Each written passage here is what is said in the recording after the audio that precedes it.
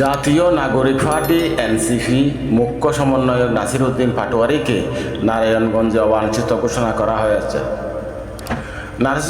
নাসির উদ্দিন পাটোয়ারি যদি ভবিষ্যতে নারায়ণগঞ্জ পা দেওয়ার দুঃসাহস দেখায় তবে মহানগর বিএনপি তাকে প্রতিহত করবে বলে ঘোষণা দিয়েছে দলটির নারায়ণগঞ্জ মহানগর শাখার যুগ্ম আহ্বায়ক ফতেহ মোহাম্মদ রেজা। শনিবার 1 আগস্ট বিকালে প্রধানমন্ত্রী তারেক রহমানের বিরুদ্ধে এনসিপি নেতাদের কুরুচিপূর্ণ মন্তব্যের প্রতিবাদে আয়োজিত বিক্ষোভ মিছিল ও সমাবেশে তিনি এই ঘোষণা দেন। তিনি বলেন, তেলা পোকা সার পোকা যদি কিছু বলে তবে আমাদের উচিত তাদের জোতা দিয়ে পা দিয়ে পিষিয়ে মেরে ফেলা।